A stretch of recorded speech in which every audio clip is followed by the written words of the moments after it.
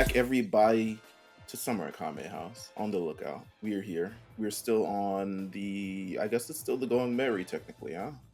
Um, as we embark, I think we're just sailing around Kame House. I think it's You just just like taking some laps. Yeah. yeah, just a couple laps for the next couple of weeks or so. I would say, halfway through this arc. Is this a good Yeah. thing to say? I think we've gone past the bulk of the madness, the setup, and now we're in the part where the madness is happening. Like now we're here. So of course I am Meelz. I'm here with LJ, and I'm here with AD. What is up, boys? How's everyone feeling? Hey, listen. Hopefully, by the time y'all hear this, the Yankees would have swept the Orioles.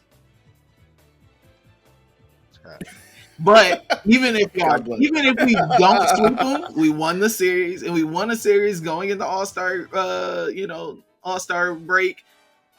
I'll take that as a win. I'll take it as a W. Hey, we've had a bad stretch. We have had a bad month. I'll just take the series win. Eddie, how's your how are the Braves doing? The Braves are fine, honestly. Like, we got Marcelo Zuna in the home run derby. Trying to. This is true. So my boy hit some things other than the propaganda that will come from me saying that. But hey, listen, we're here. Yeah, we here. We here.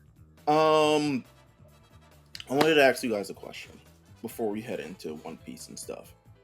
How do you guys feel about the random we're making anime versions of various properties trend that's happening right now? There's an anime Batman. There is an anime something else. They did something else recently. Suicide Squad. That's on Suicide Squad. I saw it on HBO Max. I was gonna watch it, but I haven't pressed play yet. There's an anime now. I'm looking at this. I don't know if it's like for play or for true. Anime Rick and Morty.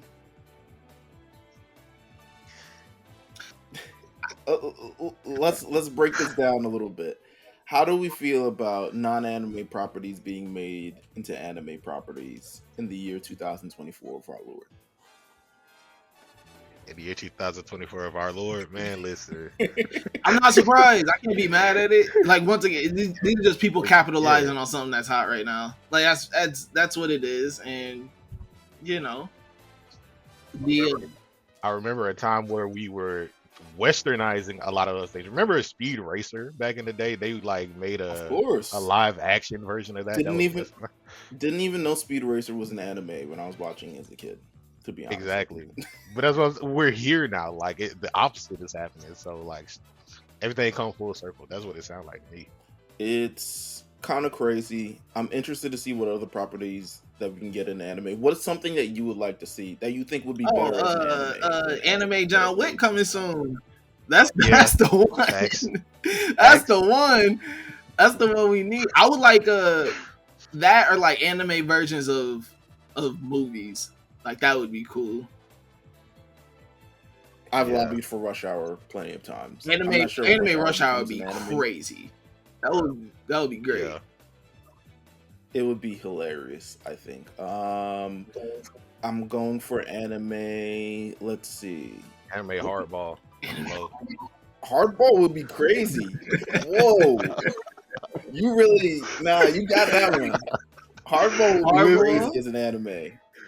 It's got the anime ending and everything. On the mound, listen. Background dance, that would be crazy. Listen. It's got the anime ending and everything, bro. Like, it's really... LJ, have you seen Hardball? Yeah, You've seen Hardball, right? I have a really funny story about Hardball. Okay, please do. So, please share. Shout out to my cousin. You were cast as G-Baby in your life. But it actually does have to do with G-Baby. Shout out to my cousins JJ and Ty. They live in St. Louis, and so the first time we met, they had came up here. Like all my family in St. Louis came up here, and it was our first time meeting. And my cousin JJ introduced himself as G-Baby, and so I don't, at the time, how old are we? We were probably maybe like 6 years old. 6, maybe 7, and it's like, okay, your name's G Baby, so we going upstairs. I think we all start play fighting. You know how cousins do.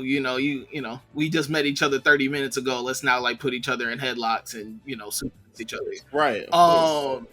And so essentially, some incident happened, and we go downstairs because the adults heard us and they called us downstairs. And I was like, yeah, well, like G Baby. They're like, who is G Baby? And I was just like, G Baby. They're like JJ. So it was the funniest thing. Everybody laughs about it. They always bring it up anytime they see me, or anytime we talk.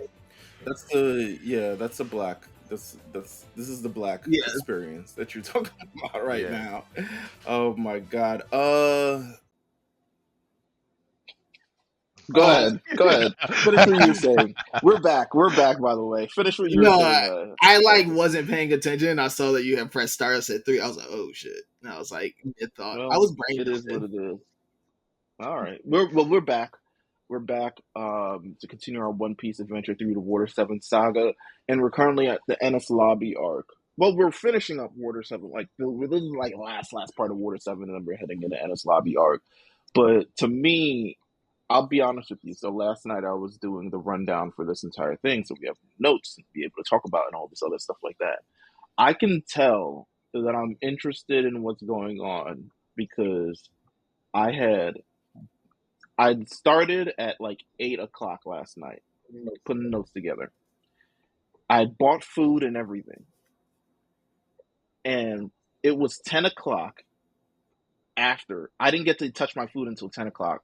Because I was deep diving in the fandom and I was looking in all these other things, oh my god, what's the Void Century? What's all this other stuff like that? I heard about Dr. Vegapunk and all this other shit like that. I was legitimately interested looking through stuff. So I will say that I feel like this arc has really the one that had the strongest hold on me since. Do you feel like thus far this Enies Lobby arc is the strongest one in the anime? And if so, why? Where we're at, currently up to this point, is it the best? Or overall, you're saying? No. I'm saying currently up to this point is it the best? For sure. Yeah. Like I said in the first episode, low key, Water 7 is the best place to start the anime. I agree. The only problem is you don't see the development that gets started. I was like, read it. Hey, you can crank. Hey, listen, you can read that whole first part. The first part's a really fun and good read. I think it reads easily. You're able to kind of get through it. It doesn't take too much brain power.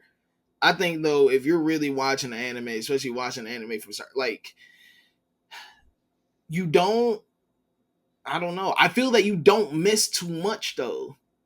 Alabasta, you know what? No, Skypiea too. Yeah, because Skypiea, that's always gonna be bottom tier for me. Alabasta's always that's a mid tier one. Ooh.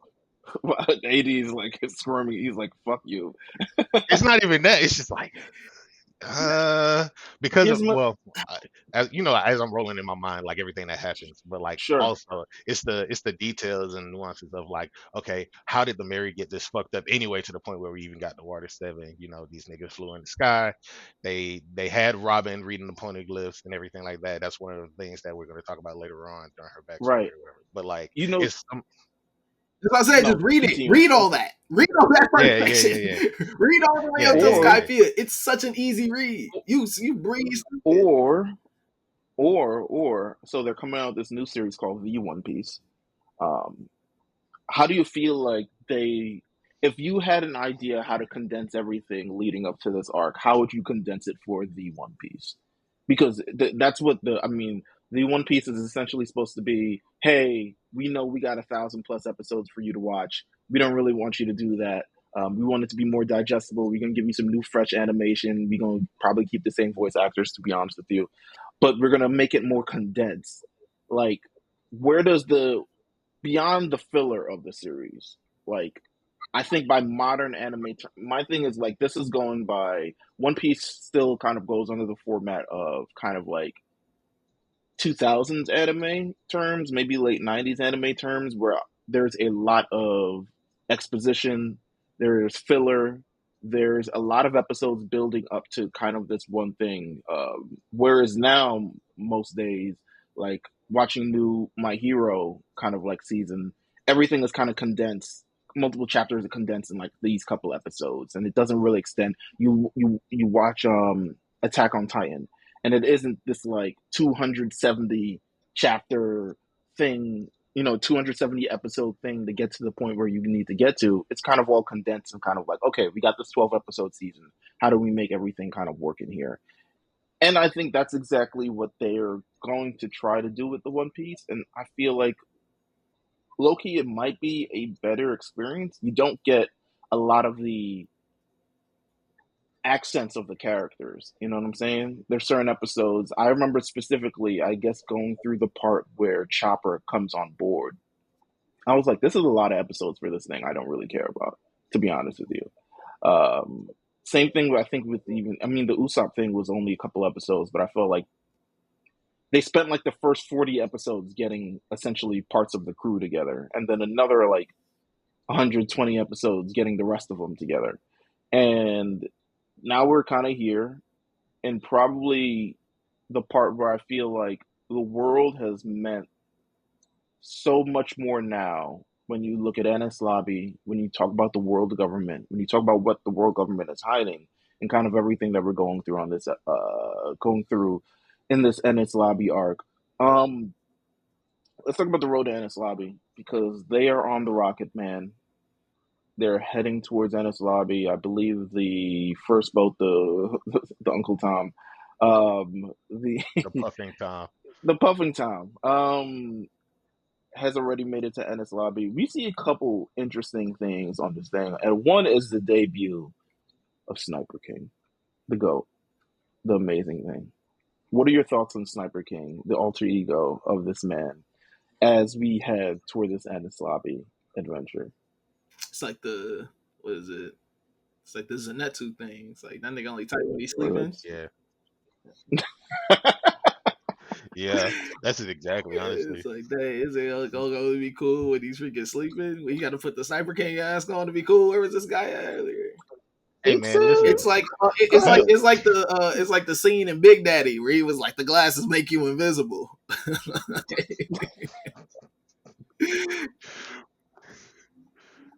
Go ahead, AD.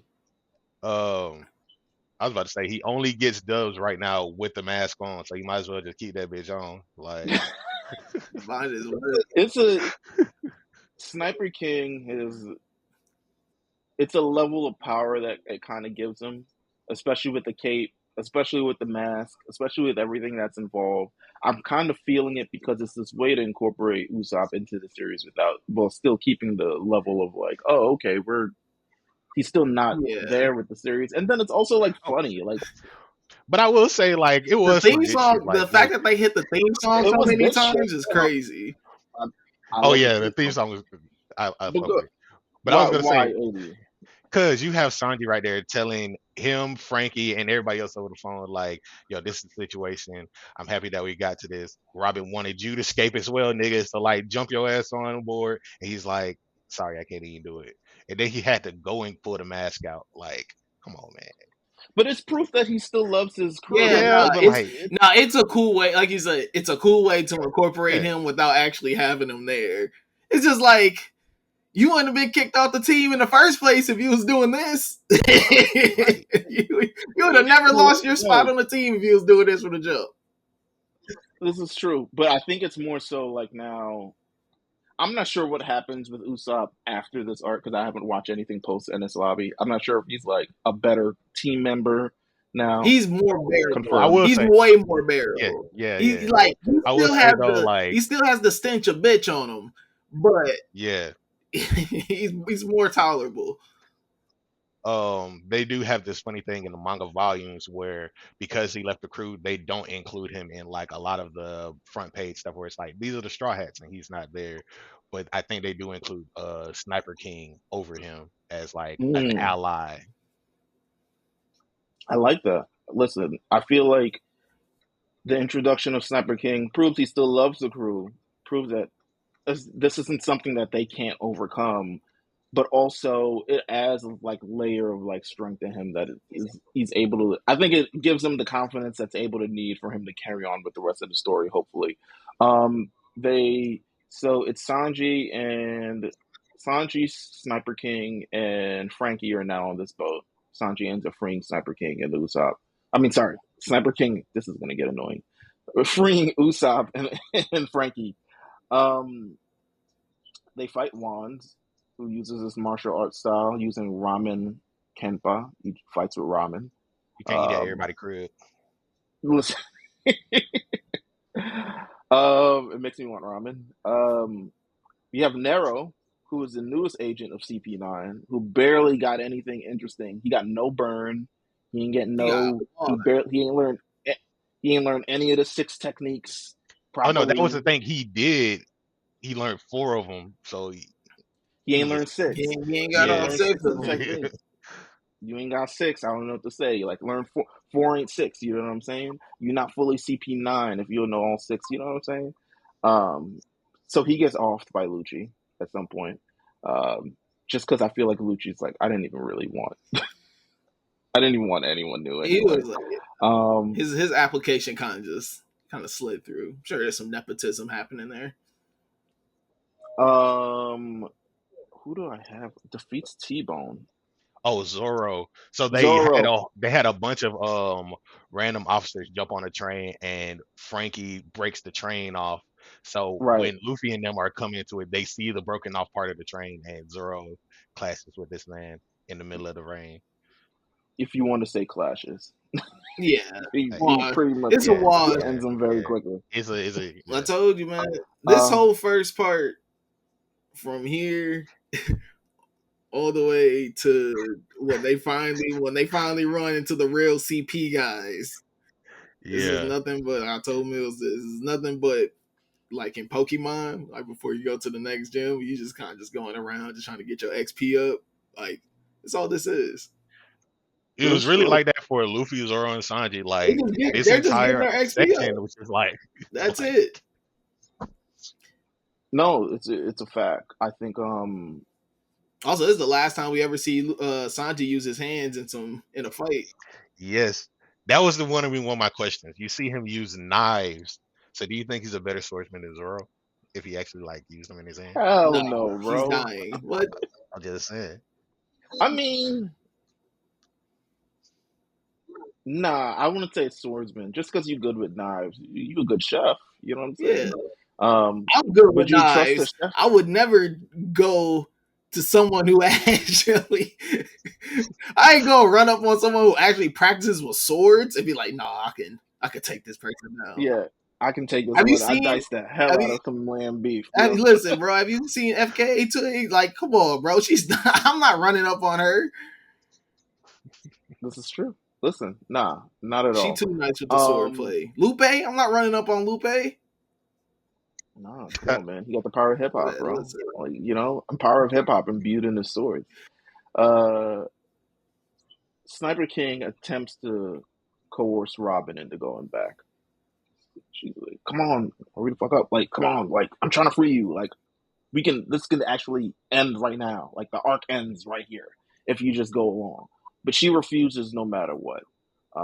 Eventually, even against her will, he like picks her up and like tries to steal her, and he had some like pretty cool moves, especially against the CP9. He can smoke bomb. They try to escape. They try to do everything like that, but Robin does not want to go, even to the point where she uses her devil fruit powers to like get your hands off me. In the words of Denzel, get your motherfucking hands off me. And yeah, she just essentially. She had war flashbacks. They started talking about the power of the Buster Call and everything, and you know, don't try it because we will send this out to her. And then she just started seeing red, like breathing hard, start sweating, like everybody's like, what the fuck is this? Like, what's up with Robin? I ain't never seen her this nervous about some PTSD, you know? Right. What's the Buster Call? You know what I'm saying? Then Blue Note shows up.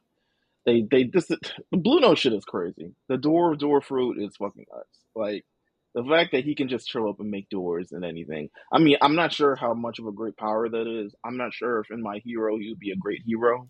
I mean, he'd be a great support hero. Good support You know what hero. I'm saying? Yeah. Yeah. You Wait, know what does I'm it have saying? it? It would have been good for the infiltration. Like, you know, when they were That's what I'm infiltrating saying. He could be. hospitals. Yeah, he could be. I think he fits on CP9. He's a good spy. That's a good spy. You know, that's a Ooh, good you're spy right. double fruit. He would have been a great spy hero. He on espionage. Listen, him and Could have Hawks. worked with Him and Hawks would have worked super yeah, that's together. some listen, that's what I was about to say. Like it's crazy. But Bluno pretty much lays out Sanji and Sniper King. Robin goes back. They're left kind of alone. They meet up with the crew as we all head towards the arrival of Enies Lobby. Now, getting into actual Enies Lobby itself, to me, a lot of things happen. I mean, we're gonna speed run through this episode because, to be honest with you, the crux of this, the real meat of this, the real part where I have questions, is Robin's backstory. So, as we arrived at Enies Lobby, first of all, they have a plan. They said, listen, Frankie family says, give us 5 minutes. We're going to run up in there. We're going to check the temperature. We're going to scope the scenery out. You know what I'm saying? We're going to do all that stuff. And then you guys roll in. Luffy doesn't listen to none of that shit. Them niggas look left and he is not there. He jumped off the train onto the gate, leaped over the gate, and says, where's Robin? And I'm just like, to be honest with you, it's the most fire fucking action scene. I felt like legitimately when he shows up and essentially goes 1 on 20,000 to me, I think in terms of making Luffy a cool character, albeit with I was gonna say a word that I shouldn't have said, albeit stupid. But he makes it a very cool character nonetheless. I was gonna say crazy word.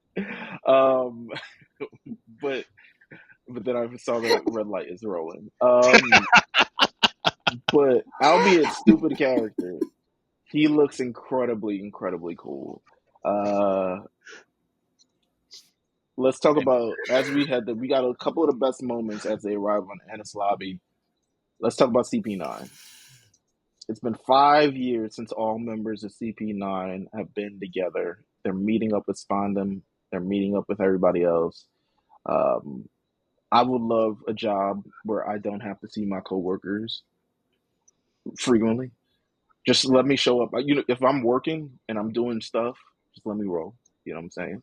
Let me handle my side quests. Let me handle my businesses. Um, they introduce a power level system once all members are in the room. God, talk about this. This is the dumbest thing because it never gets reintroduced after this. Yeah, ever. And it's just this one character that even talks about it. It never get introduced after this. It was so whack.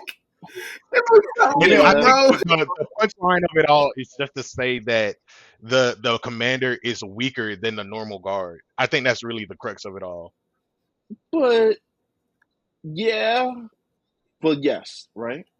So we get the CP9 members together, and Fukuro, who is this giant zipper mouth, loudmouth, who can't tell you can't tell Fukuro anything, baby. You don't snitch on Jabra getting Jabra getting stood up by Catherine. He got done by Catherine. I was like, not Catherine. She looked mad whack. He's like willingly admits he can't even lie to himself. You know what I'm saying? He can't even keep it himself. He's like they had an assassination attempt and then they had to kill more people because Fukuro was going around the city telling people about the assassination attempt that they were going to do. I don't know how he got in CP9, but he's in CP9 nonetheless. Maybe the zipper mouth is he's got a lot of great powers. We'll find that out soon. Nonetheless, we are here. They introduced this power system. Let's go through it. So an armed guard, he uses the armed guard as a reference, which is 10. All right. So from there on, Khalifa is 630. Bluno is 820. Kaku, well, actually, I think they have Jabra. No, it's Kumadori, the the white hair with the pink hair, the And white what's his face power guy. level? Oh my god, I forgot I, what it was.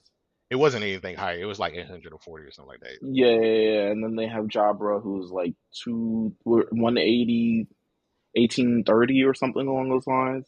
Yeah. And then they have Kaku's 2200 and Lucci, who's 4000. And I'm just like, this was a weird creative choice.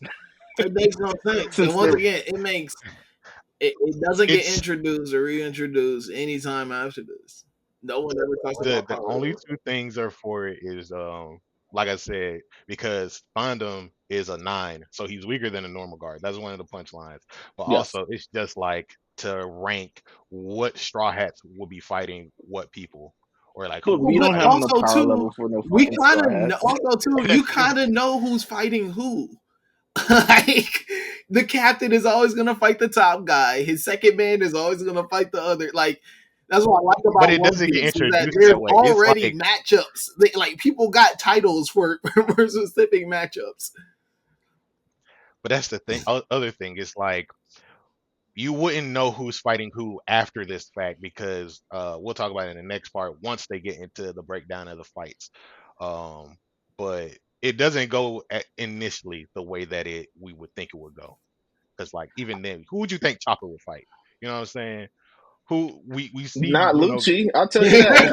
Yeah, you know what ain't I'm saying? fighting Luffy and ain't fighting Kaku, the two people that we care about. Everybody else below, we don't get. Listen, we know that we're gonna get Zoro versus Kaku, and we know that we're gonna get Luffy versus Lucci. Like that's all we care about. That's all we knew. Right. But that's the other thing. Like, would you think Sanji could fight Kaku? No, Like, we know that, but we knew that he No. wasn't. Well, my thing, so here's we've we've known how this series works for over 200 episodes, right? And they've done this. They've essentially established this. They've established it without using power levels. The strength of the Straw Hat Pirates, and you can do that by basically using just context of the characters, how they respond to Luffy, how they interact with Zoro, how Zoro's kind of always really the heavy in fights if Luffy's not involved, how Sanji kind of gets down as well, and kind of how the remaining three are just people like they'll fight, but they're not really trying to. You know what I'm saying? You can establish that. Um, CP9 is a little bit different because honestly, they weren't really. I mean, they were established as fighters, but if I were, I get the power level thing. If they I don't know. I just feel like you didn't really need You power didn't. levels You to didn't need establish it at them all, yeah, and I'm happy that it. where Listen, they are. and I'm happy that it was just a one-off thing. Like it yeah. I'm never happy gets that brought it's up there. ever Yeah, again. It never gets brought Yeah. up, and it's just like, all right, cool. You can move on from it. The power levels are dumb as fuck. Like, yeah. Well, here we are. Um, they end up bringing Robin and Frankie into the room, and Spondum says he's been given the authority for a Buster call, and he has his gold little snail phone, and he says if I push this button, the Buster call will be unleashed. And to which Robin says, listen, y'all told me that if I did what you guys wanted, that you wouldn't get no Buster calling my friends. And they were like, we said that shit on Water 7. They are no longer on Water 7. They are on Enies Lobby. So I am willing to bust these, bust. I'm willing to operate the Buster call on them if necessary.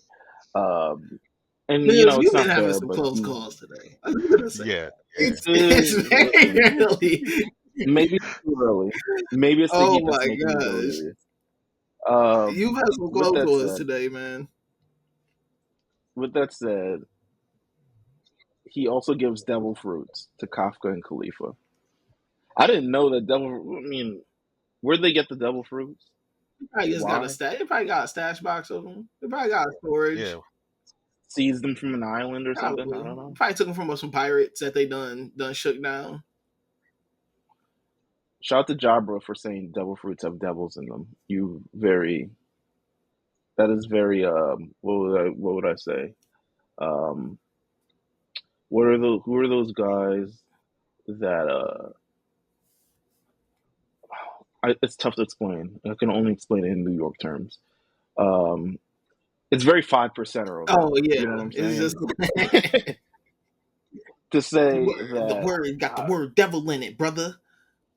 yeah, you can't eat the devil fruits. You get devil in them, and it was like, no, it's only bad if you already ingest the devil fruit. Um, has anyone shown up with 2 devil fruit powers in the series? There's No. only one Yes. person right now. Only one. And are they like He's probably gonna be the last they fight. they Yeah. straight? Oh, He's okay. probably All gonna be. right. He's gonna Cool. be the last. He's They gonna be the last we'll one. we'll get to it when we get to the end of the arc. Ooh. Okay. All Because right. he Good definitely to pulls know. up. 'Cause Yeah. I legitimately had no idea. Um. So Luffy's up on this island. We're gonna skip in CP9. Luffy's up on the island. He's so badass because he started beating people up. Spondam gets the incorrect report that only 5 guards have been lost in this when it's really like 500, and it's really gets up to like 5,000 and even more. How did you feel about this entire shenanigans of the Straw Hat Pirates reaching the island, and what is your favorite part in this entire like rescue Robin, storm the island kind of vibe? Um, It they was beat a up 2 giants. They beat up 2 giants. Yeah, they beat up 2 giants, and then you got Sniper King telling them, "Hey, man, I might know who your captain was."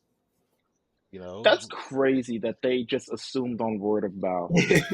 Like, they're kind of idiots. They maybe deserve what they got. You know what I'm saying? For just assuming they were like, oh, they captured our captains and they're not going to free them unless you work for them for 100 years. And then it turns out that wasn't even the case. Shout out to Sniper King for unveiling the truth, Yeah, but also do your own fact. You don't check your own facts, they're man. fucking You giant, working bro. for no reason. Would have broke them niggas out. I'm a giant. What are you gonna do? I'm a warrior Shout of out to Elder. Sodom and Gomorrah. The yeah, 2 giant king bulls, they obliterate a lot of stuff. I like when they show up because they show up and this is really like a chaotic fucking scene. Like, yeah. imagine you're here. Imagine you're a Marine This is like the and you rumbling. just chilling. This is rumble esque. It's given Titans. You know what I'm saying? But imagine you're here on the island and you're just chilling. Mind you, there's like thousands of you. I don't even know why they're all working at the same time. Like, it feels like a gross use of money, overuse of funds. It's like this is like NYPD now having the National Guard by our turnstiles in New York City, so people don't get jump the trains for free. They've legitimately started incorporating National Guard and like allied services security so people won't get on the train for free. I was like, this is a grave waste of money, but here we are. The Marines show up. Then essentially there's 1 man army. It's Luffy. It's Straw Hat Luffy. They're like, that's the guy that the something berry bounty on him. And he shows up and he starts whooping ass. You know what I'm saying? You can't touch him. They sending the people with the dogs after him. They send everybody after him. And then Frankie family shows up. And they got 2 giant fucking king bulls pulling up on the island in land mode, eating people, throwing them, all this other stuff like that. And then you've got the Straw Hat Pirates themselves, Zoro and Sanji, who don't even get along. They fake don't get along. Do they end up like? Is this still a thing later Yeah, on? Are they still Yeah, like? nah, they yeah. They hate each yeah other. they don't. All right. They love each other, but they hate each other. Even on the boat when Zoro was like, "Hey, man, I don't think you should fight them," and Luffy's like, "Would you tell him to stop if you was on the other side?" That nigga said, "I didn't think you cared that much." It's like, um, They just brothers, man. Like Yeah, they, listen, little yeah. sibling rivalry. That's all it is. They make it to the courthouse. They make it to everything. I love this. Again, uh, it's not a lot to talk about, but I do love the kind of like energy that this gives. It gives a very chaotic energy. It gives a very hero energy. There's a lot of like moving parts and stuff going on. But this is all to save Robin. Like, yeah, essentially, when you look at the bigger picture, these guys are going up against a world government to save their friends, and that's kind of crazy. Mhm. and this is like the first time that this ever really like happened, like in the story where Luffy himself is fighting hundreds of thousands of people, like Mm-hmm. because usually they'll just run from the Marines, like, oh shit, we can't take them. We got another mission going on right now. But in order to save someone, they're like, no, fuck that. We got to take this head on. Like But I like it I'm though running through because it really everybody. does establish once again the theme of this. So they're kind of just like, man, fuck the world government, and obviously that's been their motto from the jump. But it just shows how far they're willing to go for their own crew and for their own people. So I think during this moment, seeing them just charge full in, you know, saying like, listen, we're gonna take everybody out. We don't care. And obviously, you get other people rallied in on your mission. You mess around, recruit two giants that you just beat up that come. Hey man, Listen, come on it now. becomes it becomes more of a mission statement. Once again, an overarching theme of this entire part of just like, hey, we'll go through any wits ends. I don't care who we have to go against. It's my crew versus everybody. Right. Mhm. We'll do this for our Yeah, friends at the end of the day. That's really kind of, at least thus far in the kind of story, the Luffy going to any lengths to save its friends. And actually, that comes up in the next part that I want to talk about. Because he does reach the courtyard. It's Bluno who really one of the only people who notices them. Bluno shows up with the door fruit, um, pulls up, and we get Bluno versus Luffy. Um, let's talk about this because it's the introduction of Gear 2. I think it. 80.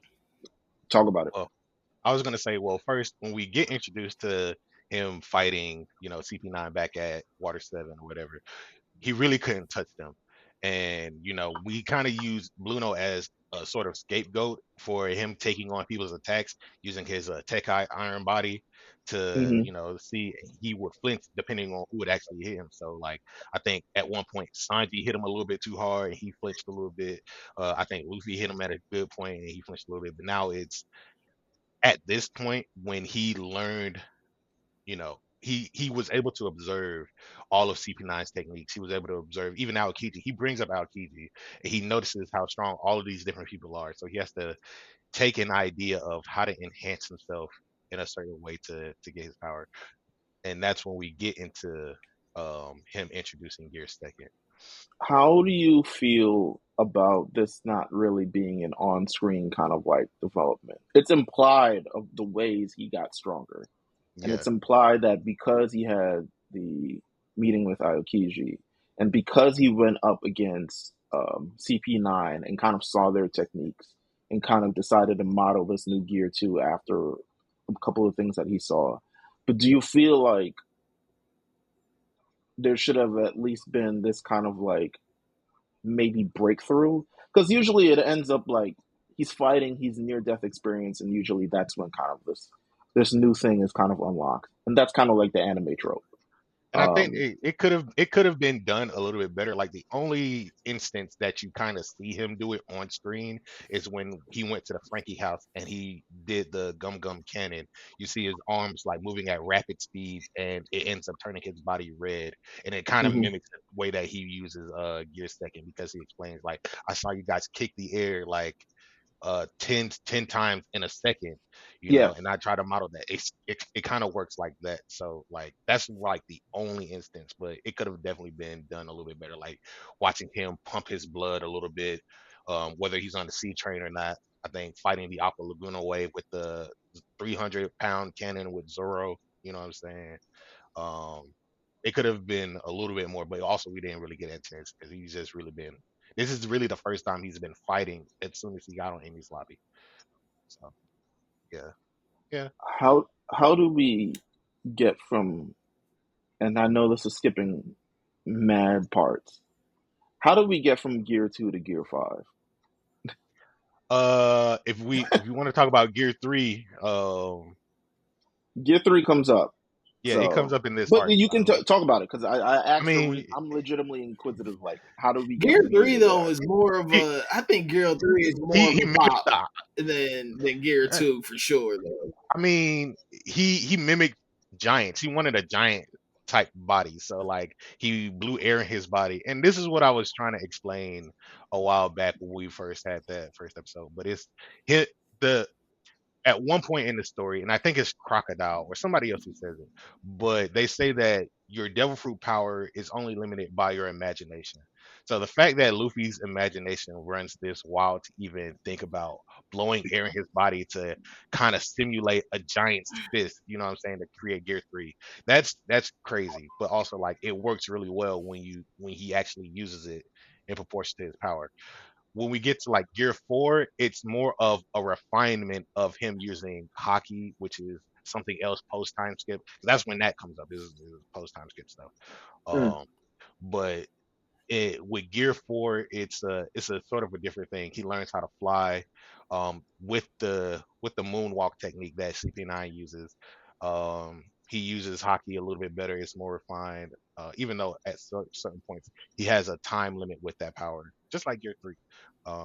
But he ends up training during that time span. And then Gear 5, all in all, is that was like his probably, awakening. Like that's the moment where it's kind of like that nigga just ascended.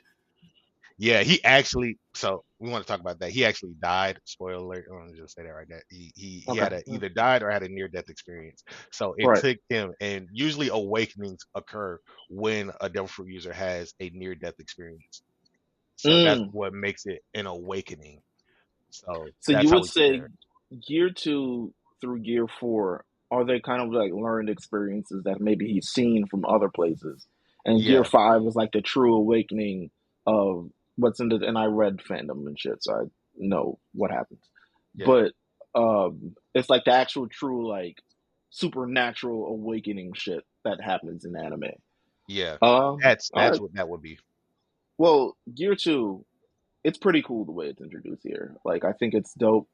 I think, to me, it's jarring in the way, because I've watched so much Dragon Ball Z and I've watched so much Naruto. Yeah. But it's still very jarring of like, he couldn't beat these niggas like 20 episodes ago. Yeah. And I didn't really see how he figured out a way how to beat them. But suddenly now he's stronger. Now suddenly he can take a kick. Now suddenly he can throw a real good punch. So it's kind of like jarring in that aspect. But Gear 2 is introduced. He says he essentially created it to become stronger because he wanted to make sure that he always is able to save his friends and never lose anyone. And that's some real tough anime shit, to be honest with you. Blue Note tries to use doors and all types of techniques that he has, but is unable to go up against Luffy. Luffy uses the Jet Bazooka, while Blue Note tries to use Iron Body, but it isn't enough, and Blue Note eventually falls. And that's the first CP9 member that's taken down. Well, the second one, technically. But he's the first one to fall on this, like, I'm interested in also the creative thing, like why Blue Note out of all of them? Because I think that's a good base note. Like, you know, like, okay.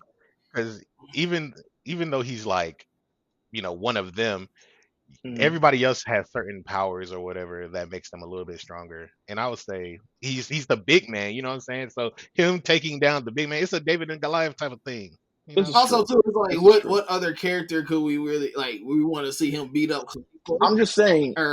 No, yeah, that's what. Well, I was gonna say. Well, essentially, because like you established this power level shit, and it's like she would have been the weakest one. You know what I'm saying? Maybe Blue Note eats a double. Well, I guess he already had a double fruit. Oh. Yeah, but it's also like out of the other 4 or the other 3 that we got introduced in Water 7, the girl, we would think she would fight Nami, and then there's, like we said, Lucci and Kaku, Zoro and Luffy. So it's like, see, now you're proving our point from earlier, because you knew who was going to fight. I mean, I agree with you. I was just saying that. Well, I'm just saying I agree. But it's just a fact of like, okay, let Luffy flex a little bit and let us see what he could have came up with. How is he going to stack up with Lucci? You know what I'm saying? What could he do? So it's a kind of a showcase for that. No, for sure. It's an exhibition. We get it. He goes down. Spandam tries to prepare himself for incoming people because the Straw Hats have now infiltrated the actual base that they're in, to try to bring down the 2 levers on the other Gates of Justice. Essentially, there you go. Look at you. This is why you're here, buddy. Because I would never remember that shit. And Straw Hat Frankie in this melee itself frees himself. I don't know, using Gear 3 or what the fuck is this? Um, to make us have gas. Uh, Oh, Oh yeah, super no, he's parting. the Like, yeah. I don't know. He's talking about he's gonna blow himself up. hey, that's the nastiest thing. He wrapped Robin around his legs and shot that shit. That, oh. come on now, come on now. Um, so he's able to free himself and Robin, and they're able to see the courtyard where Luffy is, and he's like, "Come on, your partners are trying to save you. Like, get with the program, lady." And she's like, "No, I refuse. Like, leave me alone. Like, I'm doing this for thing." And then eventually all the other Straw Hats member come up. I mean, I think it's Zoro who pulls them up through the floor, and then Sniper King who's kind of thrown on the roof by the Giants. And we get this amazing visual of the entire Straw Hat Pirates standing up against essentially the world government right there, CP9. And it's one of the more incredible moments of the series. I thoroughly like. I was like, "Oh, I get it now. Yeah, Like, it's this is it." just Like, they built to The that build up. moment. The build to the moment, the way they kind of they let it marinate a little bit. You know, they all get to stand. You get yeah. to see it. You get to you get to feel the aura. You're like, oh shit. Yeah. And the fact that Robin is kind Yeah, of like she's right there. You there as know, they're well. right there. You got all them lined up. Like, hey, we are here for you. You get the Right. obviously. I know the Robin moment is considered the best moment, but my personal favorite is shoot that flag down. Yeah. Ooh, talk I about Yeah. it. was like, Yeah. oh, I was like, this nigga is going crazy right now. He Yeah, said, the disrespect is he was like, crazy. shoot the flag down. He's like, oh. And that nigga did not flinch. That nigga did not. He was like, bet. He say less. See, I told you, he had it in him. I don't understand why he couldn't have been this from the jump. Listen, it's the mask, baby. Come on now. We put on our watering mask and look at us. We out here Crazy. doing podcasts for 100 and 200 episodes and shit like that. Um, but now that was cold. The entire moment is cold, but we are not at the finish line yet. We're not there yet because they are pleading. They said, "Robin, there's only one thing that we want to hear from you." And she is conflicted because she has a lot of history that she's going back. And now we go back, and they don't do this in anime anymore, to be honest with you. They're not going to break.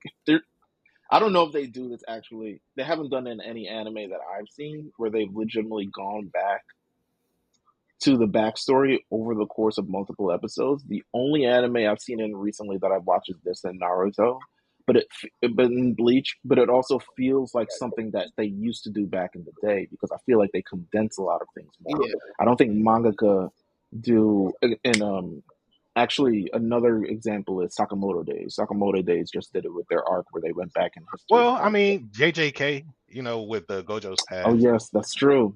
You know what? I'm bugging. I'm bugging. They actually Yeah. do this all the fucking time.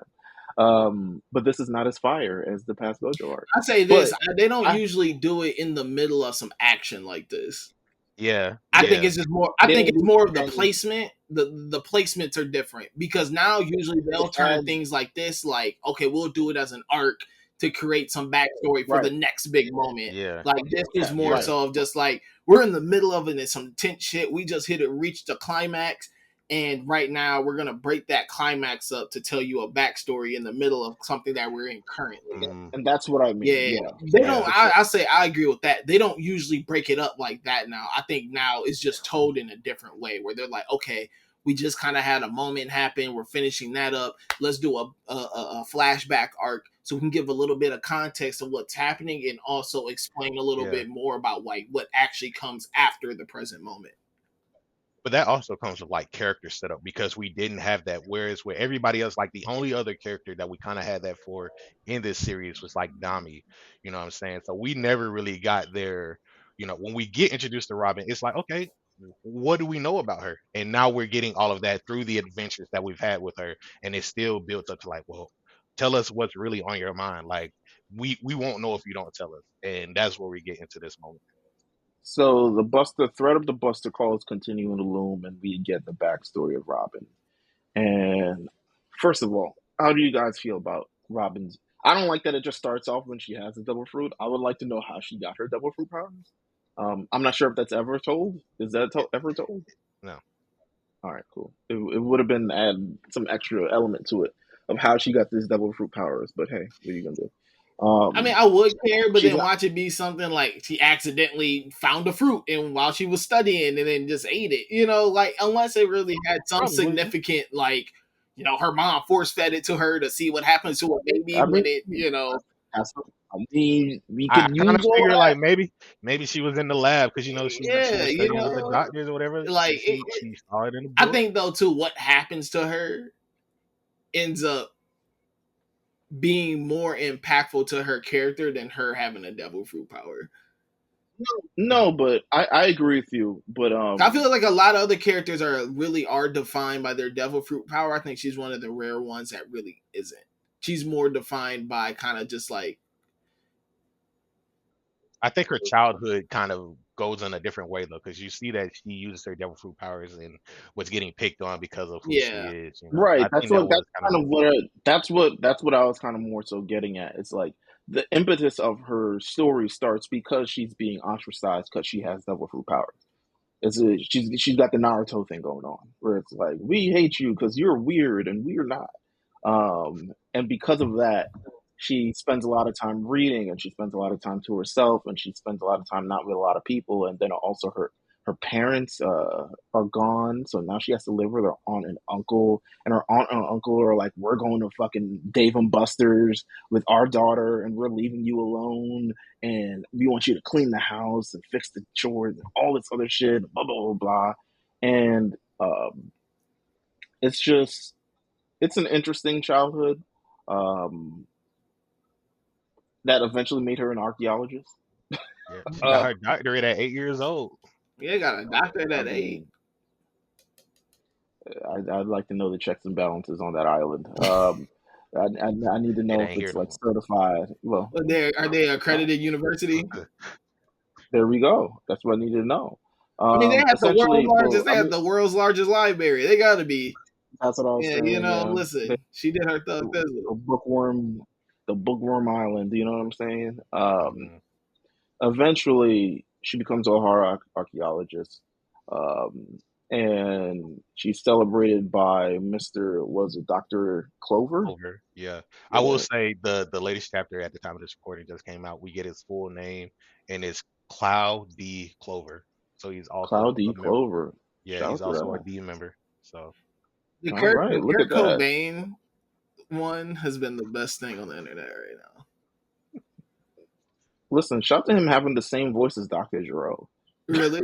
That's That's what right. I yeah. took about this. I was like, come on, man, Dr. Giro, evil doctor, not as evil doctor, still gets killed.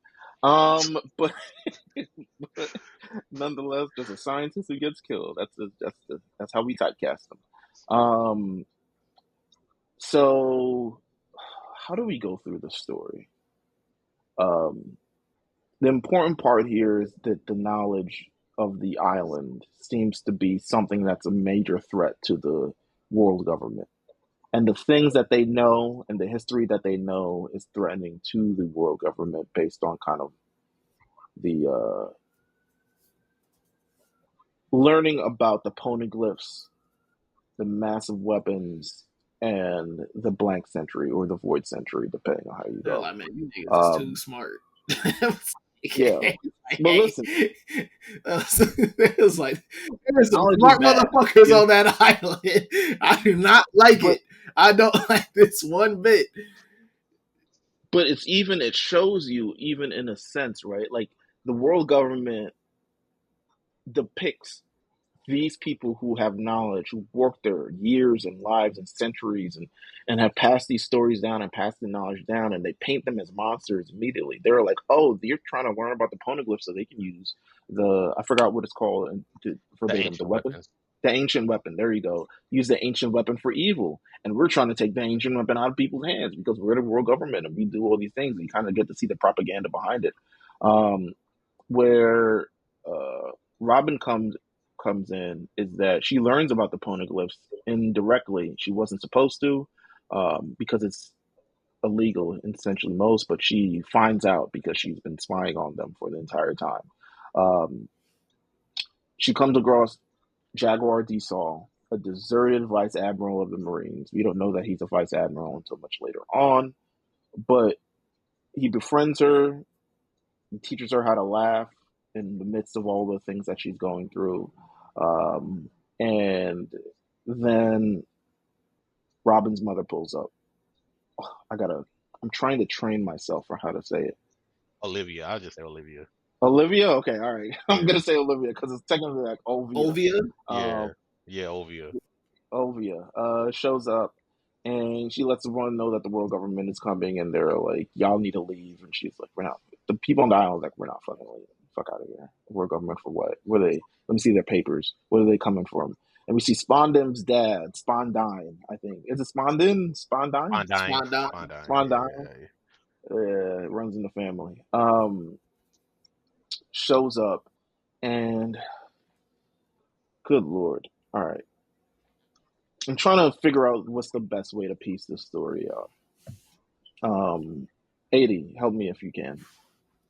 So we get into them understanding that the Marines are here. They're trying to do an inspection, quote unquote, but really they're enacting the Buster Call because they know that they just want proof that the O'Hara scholars have been studying the Void Century and they're trying to do all of this stuff. So they just wanted a reason to invade the island and not let anybody leave no matter what.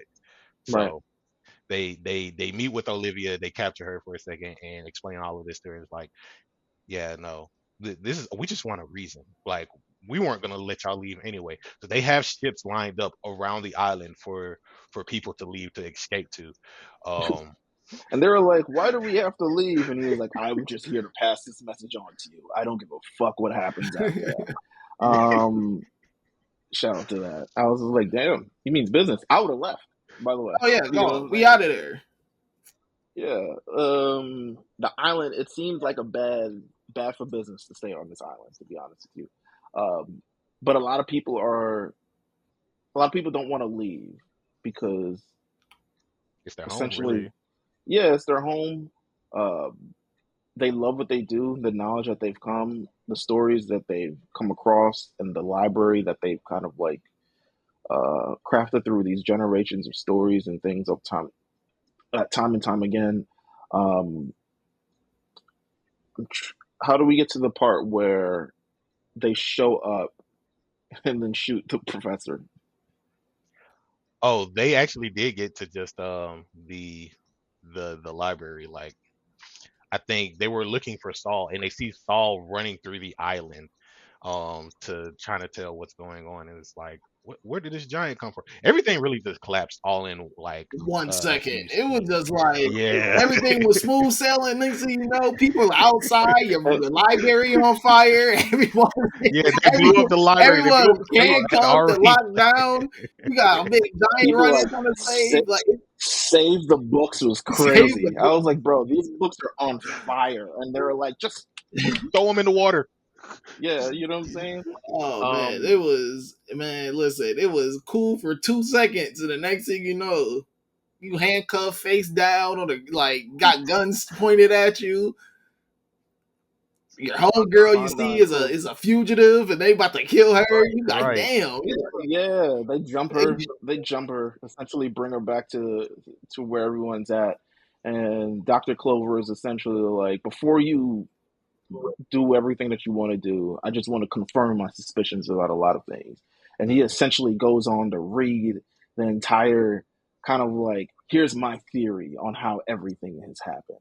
And the reason why, he was like, why would he was in his Brian Windhorst bag, you know what I'm saying? He was in his like, why would they put all this information on blocks and not on paper? Maybe it's because they had an enemy that were constantly trying to destroy them over time. Now, what enemy would try to destroy them in this period? It just happens that at the end of the Void Century was where the world government came to be. So why would they? And then they're like, shoot him. he knows too much. He knows too much. Kill him. And they shoot him point blank right there. I was like, God damn, in front of the kid and everything. Oof, I told you, like, he was too smart. He was like, he was. He's like, enact a Buster Call, destroy everything on the island. So yes, now they're throwing books in the fucking lake and all those other things, and none of them want to necessarily. Yeah, None of them want to leave the island. Um, fucking Saul tries to get. He's like, listen, we need to go. And we learn even the story about how he just thought it was very like unethical what they were doing. He's like, these people aren't trying to hurt anybody. They're just trying to learn more about history. And the world government is like, they know too damn much about history, if you ask me. And Cacao, you know what I'm saying? Now suddenly they're after Saul, you know what I'm saying? Um, Okiji shows up. Go ahead, AD. And I was gonna say, in this whole time, Robin is right there, watching all of this happen. Like she even sees her mother. Her mother catches out to her, is like, Robin, I'm glad that you're safe. But I don't think Robin at that time knows that that's her mother. So She knows. She finds out eventually. I'm like, I think she knows, but she doesn't have like solidified evidence that it is. She finds out eventually, I think, and she wants to stay with her mother, but her mother's like, nah, it's too real out here. It's too real in the field. You need to go. You need to go. Use the knowledge that you have and continue to spread. Essentially, hold on to the stories of Ohara, because it's all about to be lost to time. Because you saw how they shot the professor. They're willing to. The entire island is going down. So people are escaping the island, kind of, and I think it's Saul who tries to like carry her off the island, and then he meets with Okiji, who shows up and uses his ice powers on him, and he's essentially like, just go away, use the boat I have, travel, make friends, never kind of forget what you saw on this island, and just go live a good life. Because what they're about to do is crazy. Now, I did not know that this man survived this. Oh, the fan will kind of spoiled that, but like, yeah. Yeah. I mean, this isn't. We're not here holding on to One Piece spoilers. This isn't like a 15-year-old. But also, because this just got revealed like not too long ago that he's alive. Everything that's happening in the current arc is like kind of revealing the world government's true intentions, and like you kind of actually get to see them. You get to meet Vegapunk for the first time. Everything that's happening right now. So a lot of stuff that we're talking about right now is actually relevant to what's happening in the manga. So what? So do you feel like? Where does the intersection between this blank century, void century, and the One Piece actually come into play? Like, how does this have to? Go ahead. No. Finish the question. No, I'm like, how does this? I'm assuming as we're closing towards the end of One Piece, right? Like all of this is coming together in a major way, and I'm assuming if not one thing has to do with each other, they're gonna have to come across both these things as they're looking for the One Piece. What if One Piece is just a classified file of just like, nah, nigga, of the world government? It's just like it's everything you need to know. That's the interesting thing, because we still don't know what that is, and like with them having that theory out there, once we got to the post time skip, it's like we know that there are 4 special poneglyphs that can help us navigate to the final island where the One Piece is. So because of all of these things that were created during the Void Century, that's kind of like the tie-in. Gotcha. Okay. All right. That makes sense. And the only person who saw that was Goldie Rogers. Yeah. Well, him and other people who are still alive that were on his crew. Okay. All right. Sounds good. Robin escapes. Saul is dead for the moment, but not really. And the entire island is blown up. And then we see kind of the history of Robin. Robin essentially has to jump from crew to crew, and no matter which crew she goes to, they're looking for her always. So she brings a level of like danger to every place that she's gone to, and the only one that she hasn't, the ones that have accepted her openly and will ride and die for her instead of like cursing her, is the Straw Hat Pirates. So now we jump back into where we're at now, and she's seen this entire thing, and she's remembering Saul's words, and it's all in her head, and she sees how deep and how far they're willing to go, pretty much to the end of the sea to make sure that they get Robin back. and we get one of the most epic moments that I've seen in a while. I thought this was like great acting, not even just voice acting, but acting just in general. Um, where she says essentially, "I want to live." I'm not gonna say how she says it because I kind Yeah. of do, but I don't want to. You already said it like the first time. I want to live. But it's like this amazing. You get chills watching it, man. Like because of this build up. This is why I think this arc is so. It's done so well. It's because this is really the culmination of like the entire thing that we've seen in Water 7 thus far. We've seen Robin before even Water 7. She's essentially like she's part of the crew. They don't really trust her, but she's like ingratiated herself part of the crew, but she's still kind of distant because she knows at the end of the day the same thing that happened where she was in other crews could very well happen in this crew. Um, she knows what kind of the knowledge that she knows is essentially kind of dangerous, but I don't think she's willing. She fully knows that how far this crew is willing to go for her. She's willing to put herself on the line and sacrifice herself for this crew because of how much she loves them, and she doesn't really want them to do it back. And they take on the world government for her, and she still continues to push them away because she does. She's like, this is what I want you guys to continue to live your dreams the way you guys want to live them, and you don't need me to be able to do this. But it's for them showing up on this island, beating up thousands of soldiers, shooting down the world government flag, standing face to face with her and saying like, we're willing to accept you no matter what history you have or no matter who you are. It's real. This is like the true crux climax of this arc thus far. Yeah. Like this is it. This is where everything now we head towards like, okay, let's get Robin back. And it's essentially the rescue Robin arc. Is probably, I don't know if they named it that before or whatever, but this is like a good rescue arc, which I feel like every anime essentially has for the most part. Does Dragon Ball Z have a rescue arc? Oh, I don't know. Rescue. Every big three does. yeah. I mean, maybe Garlic Jr. I Saga. think Huh? well, Dragon Ball, I would say, because when King Piccolo killed everybody, they had to Oh, you're right. So. I guess you had to rescue the island. I don't know. I mean, they rescued Gohan in the first arc. Yeah, That's kind of a kind of a rescue arc. rescue. Yeah, that's true. That's true. She got snatched up. Go get him. But no, this is incredible shit. Like this is probably, I want to say, I don't want to use hyperboles, all these other things, but it's definitely one of the more impactful things that I've seen in anime, just from how it was built throughout this arc. I think I think it was expertly built. I think all the characters involved. I think the fact that all these characters have their roles and personalities, and they seem like a true actual family at this point, trying to save other family.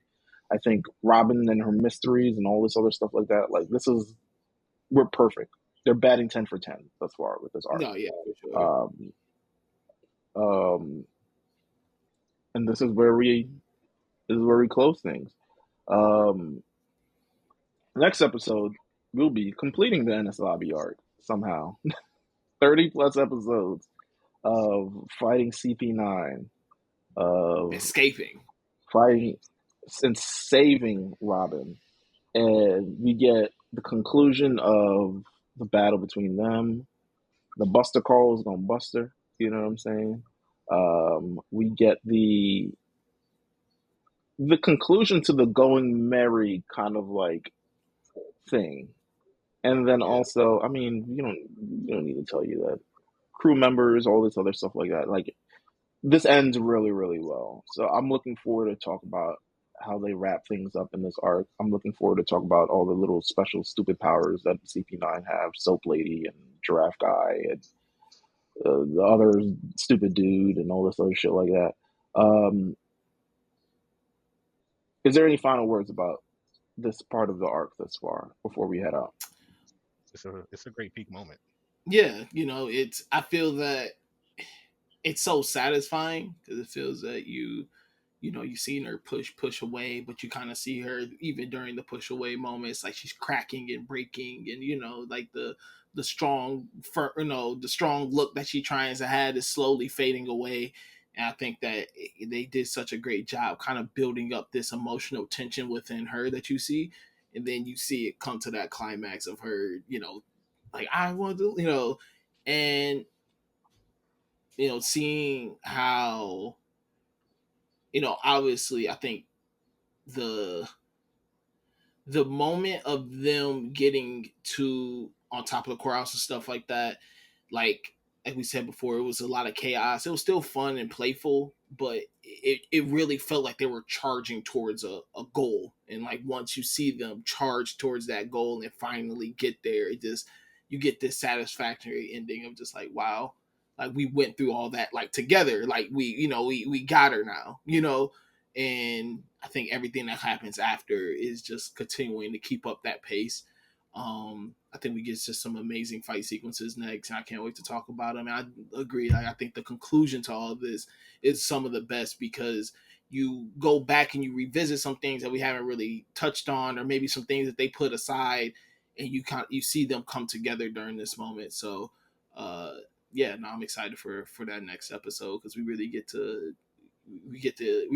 some chaos then. It's gonna get crazy. So thank you guys for tuning in. Of course, you can continue to support the Lookout at the Lookout RNC on Twitter and anywhere where you Instagram, all this other stuff like that. Follow us on the Lookout RNC where anywhere you listen to podcasts. And yeah, the ride is it's almost over, but it's a good ride. So make sure you guys stay tuned for more episodes. And yeah, we'll be back in 2 weeks.